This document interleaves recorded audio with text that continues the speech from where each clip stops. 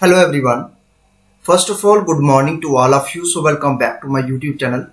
आज इस वीडियो के अंदर हम बात करेंगे रिवोल्ट ऑफ 1857 के टॉप एमसीक्यूज और इसको हम 2 या 3 वीडियो में कवर करेंगे जिसमें हम 100 से ज्यादा एमसीक्यूज को कवर करेंगे।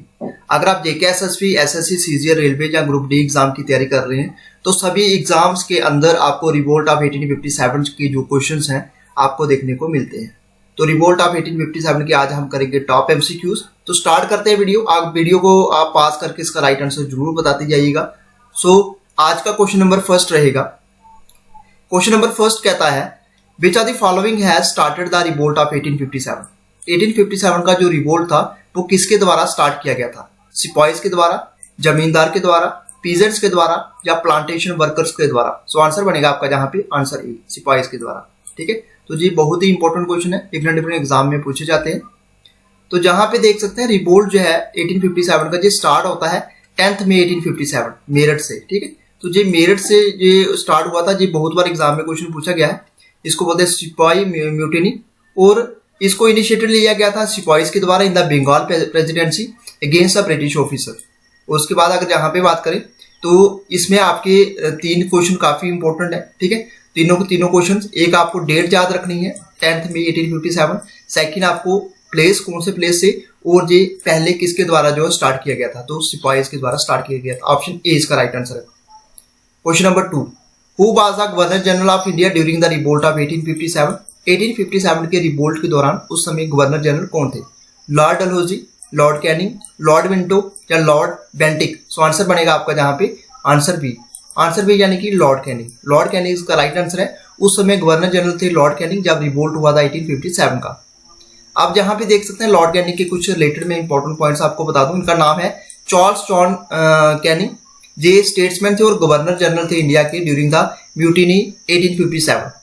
He became the first viceroy, क्योंकि इसके अगर क्वेश्चन आपको पूछा जाता है लास्ट जो है गवर्नर जनरल कौन थे, तो लास्ट गवर्नर जनरल थे आपके लॉर्ड कैनिंग। ठीक है, तो lord Canning last governor general थे और पहले वाइसराय थे। ठीक है, तो इंडियन जो 1858 का एक्ट आता है उसमें गवर्नर जनरल को चेंज करके क्या कर दिया जाता है? वाइसराय। ठीक है, तो जो लास्ट थे उसके बाद उनको पहला जो है वाइसराय बनाया गया था, लास्ट गवर्नर जनरल और पहले वाइसराय। ठीक है, ये 1858 की बात करें। उसके बाद इंपॉर्टेंट इवेंट्स जो इनके टेन्यूर में हुए हैं, एक म्यूटिनी होती है 1858 की।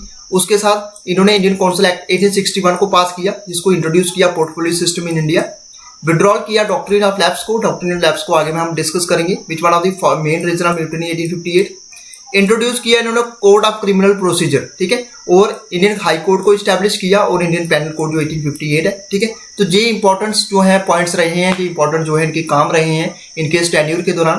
तो लॉर्ड कैनिंग के रिलेटेड जी जितने भी इंपॉर्टेंट पॉइंट्स है सारे मैंने डिस्कस कर ली। Next question, question number 3। Question number 3 कहता है who was the prime minister of Britain during the revolt of 1857? 1857 के रिवोल्ट के दौरान प्राइम मिनिस्टर कौन थे ब्रिटेन की?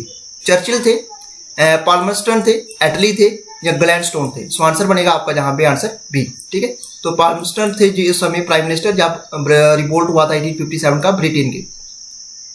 Next question, when was the new Enfield rifle with greased cartridges introduced in the British Indian Army? तो इसको कब introduce किया गया था new Enfield rifles with grease? ठीक है, ग्रीस cartridges इसको इंट्रोड्यूस किया गया था ब्रिटिश आर्मी में। कौन से ईयर? सो आंसर बनेगा आपका जहां पे आंसर बी। ठीक है, दिसंबर 1856 को, दिसंबर 1856। ठीक है, दिसंबर 1856 इसका आंसर बी बनेगा। नेक्स्ट क्वेश्चन, सिंबल क्या रहा है 1857 इंडिपेंडेंस स्ट्रगल का? उस समय क्या था सिंबल 1857 का? लोटस चपाती था, ईगल था, स्कर्प था या टू स्वार्ड थी? सो आंसर बनेगा आपका जहां पे आंसर ए। ठीक है, लोटस एंड चपाती, ये इसका राइट आंसर है। बहुत बार एग्जाम में क्वेश्चन पूछा जाता है।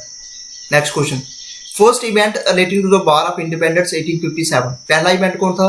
कानपुर रिवोल्ट हुआ जहां taking over the leadership by Nana Sahib, Begum Hazrat Mahal leadership of Awadh, marching of sipahis to Delhi red fort या revolt by Rani of Jhansi? ठीक है, तो ये काफी इंपॉर्टेंट है। पहला आपने इवेंट बताना है relating to war of independence in 1857। तो आंसर आपका सी बनेगा जहां पे। इसमें क्या होता है जो सिपाही है वो मार्च करते कहां की तरफ, कौन सी साइड? दिल्ली रेड फोर्ट की तरफ। ठीक है, तो ये आपके लिए इंपॉर्टेंट है। क्वेश्चन नंबर 6 आपके। ठीक है, क्वेश्चन नंबर 7, इसमें से आपने बताना कि कौन सा जो है कारण नहीं रहा है रिवोल्ट 1857 का।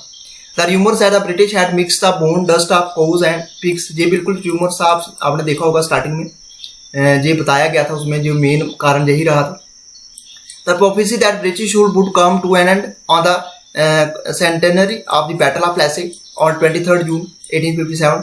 पॉपुलर डिसकंटेंट था, लोगों का जो है गुस्सा था ब्रिटिश रूल के खिलाफ, और prophecy that end of British rule would lead to the end of the Kali yuga and the return of Ram Rajya. ठीक है, तो आंसर इसका क्या बनेगा, बी बनेगा। ठीक है, तो बी इसका बिल्कुल जो है कारण नहीं रहा है रिवोल्ट का 1857 का। तो आंसर जी आपका ए, सी और डी ये बिल्कुल कारण रहे हैं रिवोल्ट का 1857 का। तो आंसर यहाँ पे नॉट पूछा गया है। ठीक है, next question, question number 8। Certain measures of Dalhousie created serious discontent in India which were also responsible for the revolt of 1857। ये आपने बताना है इसमें से कौन सा जो मेजर है वो was not one of them, इसमें से नहीं है। डॉक्ट्रिन ऑफ लैप्स है, introduction of railways and telegraph, abolition of titles and pension of several rules, या एजुकेशन रिफॉर्म्स। सो आंसर बनेगा आपका यहाँ पे आंसर डी। ठीक, एजुकेशन रिफॉर्म्स। ठीक है, तो इसमें से मेजर्स नहीं रहा है, इसमें कौन सा नहीं रहा है, ये आ रहा है एजुकेशन रिफॉर्म्स। ठीक है, नेक्स्ट क्वेश्चन, इसमें से कौन सा जो है फॉर्मुलेटेड एंड इंप्लीमेंटेड रहा है डॉक्ट्रिन ऑफ लैप्स। ठीक है, who among the following formulated and implemented doctrine of lapse, किसके द्वारा की गई है डॉक्ट्रिन ऑफ लैप्स, ब्लेसले के द्वारा, हेस्टिंग, डलहौजी या क्लाइव। तो आंसर बनेगा आपका यहाँ पे आंसर सी। ठीक है, डलहौजी, लॉर्ड डलहौजी। बहुत ही इंपॉर्टेंट क्वेश्चन जो है क्वेश्चन पूछे जाते हैं। अब डॉक्ट्रिन ऑफ लैप्स के बारे में थोड़ा सा जहां पे मैं आपको बता दूं, डॉक्ट्रिन ऑफ लैप्स क्या है। एक नोटेबल एक ब्रिटिश टेक्निक थी जिसको नाम दिया गया डॉक्ट्रिन ऑफ लैप्स। इसको फर्स्ट किसके द्वारा किया गया, इंट्रोड्यूस किया गया लॉर्ड डलहौजी के द्वारा। कब, 1840 सेंचुरी डेट। इसमें क्या था, ब्रिटिश प्रोहिबिट करेंगे हिंदू रूलर्स को without a natural heir from the adopting a successor after ruler died and abdicated annex. यहाँ पे मैं आपको थोड़ा सा ऐसे सिंपली यहाँ पे बता दूं, जैसे एक रूलर है, राजा है, उसके एक राजा का जो है बेटा है तो वो उसका वो आगे उस गद्दी में बैठ सकता है, मगर अगर दूसरा राजा है तो वो अडॉप्टेड सन उसको इस्तेमाल नहीं कर सकता, यानी कि वो बेटा अडॉप्ट नहीं कर सकता। ठीक है, उसका नेचुरल जो हेयर होगा वही होगा।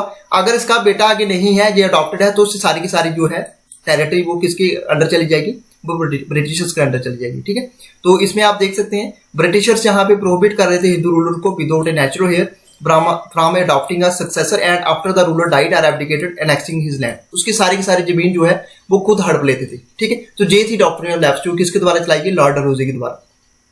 जहां पे देख सकते हैं, तो those problem added to the growing discontent of the Brahmins many of whom had been dispossessed of their revenues and lost lucrative position। तो ये आप देख सकते हैं काफी इंपॉर्टेंट है। जिसके राजा का बेटा होता था उसको उसका जो है गद्दी चलती रहती थी, और जिसका बेटा नहीं होता था वो अडॉप्टेड था, उसको अडॉप्ट नहीं करने देते थे। और अगर किसी का आगे बेटा नहीं है तो सारी की सारी जो लैंड है वो डॉक्ट्रिन ऑफ लैप्स के अंदर ब्रिटिशर्स उसको कैप्चर कर लेते थे। Next question, question number 10। इसमें से कौन सा जो है फर्स्ट विक्टिम रहा है लॉर्ड डलहौजी पॉलिसी का, जिसको नाम दिया गया डॉक्ट्रिन ऑफ लैप्स। झांसी, सतारा, करौली, जहां सांबलपुर। सो आंसर बनेगा आपका जहां पे आंसर बी। ठीक है, ये आंसर बी बनेगा आपका सतारा। तो आप कमेंट बॉक्स में जरूर बताइएगा सतारा कहां पे है, कौन सी स्टेट के अंदर है, झांसी कौन सी स्टेट के अंदर है, करौली और सांबलपुर। ये डिफरेंट 4 ऑप्शंस हैं, आप इसको आंसर में जरूर बताते जाइएगा ये कौन सी स्टेट में आपको देखने को मिलते हैं। तो ये आप देख सकते हैं पहला जो विक्टिम रहा है लॉर्ड डलहौजी पॉलिसी का, ये रहा है सतारा। ठीक है, तो ये कुछ एक पॉइंट्स हैं। Next question, who among the following refuse to allow Rani Lakshmibai son to succeed to the throne. किसके द्वारा मना किया गया रानी लक्ष्मीबाई को कि उसका बेटा सक्सीड नहीं कर सकता टू द थ्रोन।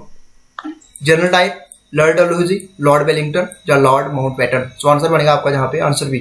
ठीक है, तो लॉर्ड डलहौजी इसका राइट आंसर है। The ruler of which of the following states was removed from the power by the British on the pretext of misgovernance।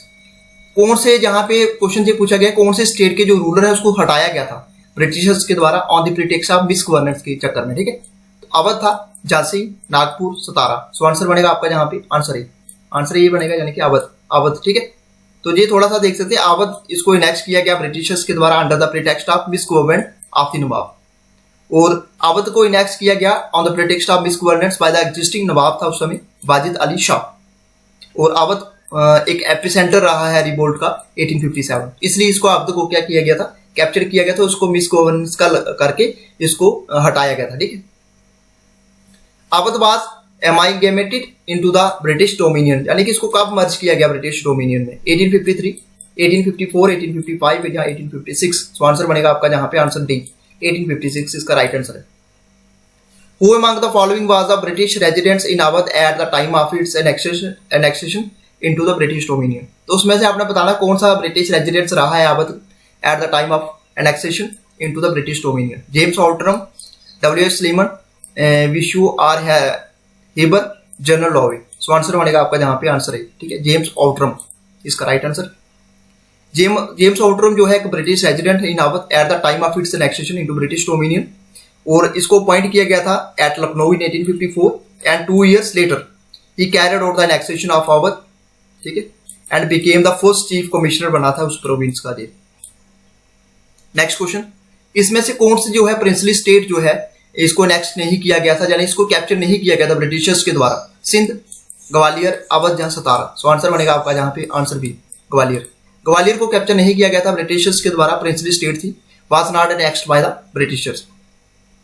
Next question, question number 16, जो revolt है 1857 का इन Awadh and Lucknow, इसको किसने लीड किया था? ये काफी इंपॉर्टेंट क्वेश्चन है, बहुत बार एग्जाम में पूछा जाता है।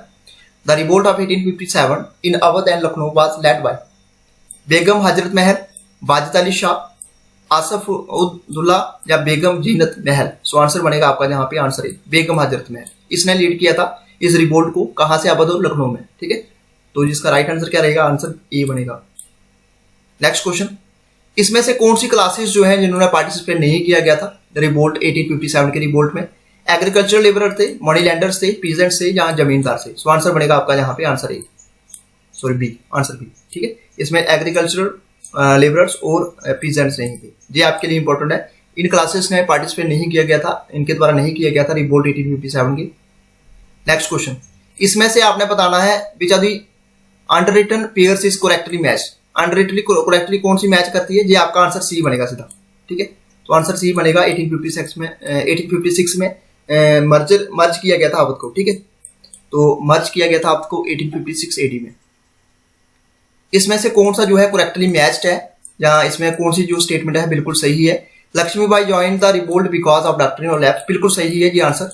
और डॉक्ट्रिन ऑफ लैप्स को पॉइंट किसके द्वारा किया गया था? लॉर्ड डलहौजी के। दोनों स्टेटमेंट जो है बिल्कुल सही है। तो आंसर क्या बनेगा आपका? आंसर सी बनेगा, answer C, both A and B दोनों करेक्ट है, ठीक है। तो लक्ष्मीबाई ने रिवोल्ट इसलिए ज्वाइन किया गया था क्योंकि डॉक्ट्रिन ऑफ लैप्स की वजह से, और डॉक्ट्रिन ऑफ लैप्स को लाने वाला जो पर्सन था वो था लॉर्ड डलहौजी।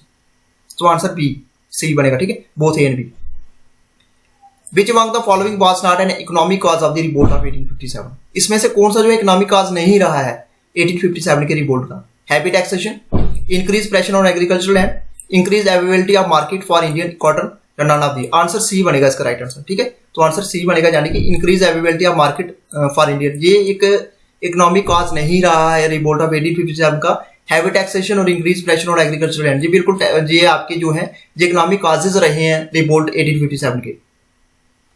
क्वेश्चन नंबर 21, इसमें से कौन सी जो है इकोनॉमिक फैक्टर रहा है cause by 1857 report? Economic factor जहां पे पूछा गया, ठीक है। Exploitative policy of Britishers, subsidiary alliance of Wellesley, religious disability act, या use of animal fat grease cartridges. So answer बनेगा आपका जहां पे आंसर ए, ठीक है, एक्सप्लॉइटिव पॉलिसी ऑफ ब्रिटिशर्स। ये जो है इकोनॉमिक फैक्टर रहा है, कारण रहा है 1857 के रिपोर्ट का। Question number 22, which are the following was the economic cause of 1857 revolt? Economic cause बताना है, कौन सा रहा है 1857 के रिवोल्ट का? Industrial revolution, employment and craftsmen, exploitation of peasants and zamindar, by zamindar, जो all of the above. So answer बनेगा आपका जहां पे answer D, all of the above, ठीक है। तो ये सारे के सारे जो है इकोनॉमिक कॉज रहे हैं रिवोल्ट 1857 के, जिसमें आपका इंडस्ट्रियल रेवोल्यूशन आ गया, एम्प्लॉयमेंट ऑफ क्रॉप्समैन आ गया, एक्सप्लॉयटेशन ऑफ पीजेंट्स, वाई जमींदार। तो ये सारे के सारे इकोनॉमिक कॉज रहे हैं 1857 रिवोल्ट के। Next question, Indian bills of landing act, इसको पास कौन से साल में किया गया था? 1854, 1856, 1870 या 1876? तो आंसर बनेगा आपका जहां पे बी, 1856 को Indian bills of landing act को पास किया गया। Question number 24, what was the socio religious factor for the 1857 report? Socio religious factor क्या रहे हैं? क्या इसमें रिलीजियस डिसेबिलिटी एक्ट रहा है 1856, या violation of Sati system 1829, the Hindu window remarriage act 1856? बिल्कुल ये आंसर आपका डी बनेगा। सारे के सारे जो हैं सोशियो रिलीजियस फैक्टर्स रहे हैं 1857 रिवोल्ट के, जिसमें आपका रिलीजियस डिसेबिलिटी एक्ट आ गया, जिसमें सती सिस्टम को हटाया गया 1829 में। पहले विडो को साथ में ही जलाया जाता था, हिंदू विडो रीमैरिज एक्ट को लाया गया। तो ये सारे के सारे जो है सोशियो रिलीजियस फैक्टर्स रहे हैं 1857 रिवोल्ट के। नो क्वेश्चन नंबर 25, आजमगढ़ जो प्रोक्लेमेशन था of 25 August 1857 stressed on which of the following issues? किसके ऊपर ये स्ट्रेस देता है? हिंदू मुस्लिम डिवाइड के लिए support to the English government, return of badshahi, चाहे इंपोजिशन ऑफ हैवी जुमास जिसको बोलते हैं रेवेन्यू डिमांड। सो आंसर बनेगा आपका जहाँ पे आंसर सी, रिटर्न ऑफ बादशाही।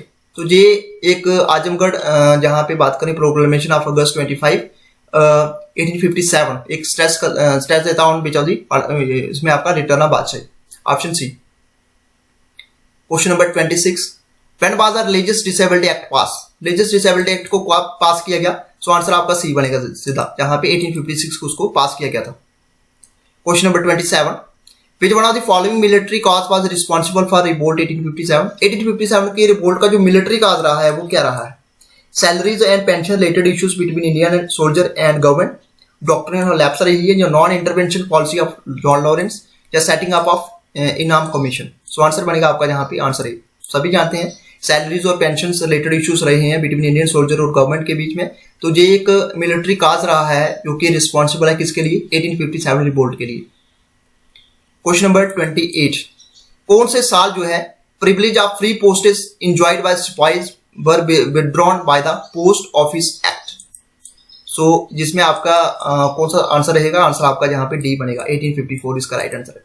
ठीक, तो 1854 इसका राइट आंसर है। नेक्स्ट क्वेश्चन, इमीडिएट काज क्या रहे हैं इंडिया के पहली first war of independence?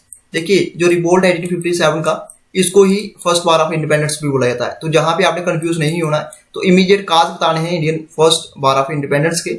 Doctrine of lapse जो लॉर्ड डलहौजी के द्वारा की गई थी, क्या ये थी? Suspicion about British interference in religion, या मिलिट्री डिस्कंटेंट, या economic exploitation of India. So answer आपका बी बनेगा जहां पे suspicion about British interference in religion. ठीक है, तो ये आपका आंसर आपका बी बनेगा। Next question, question number 30, who among the following British person admitted the revolt of 1857 as a national revolt?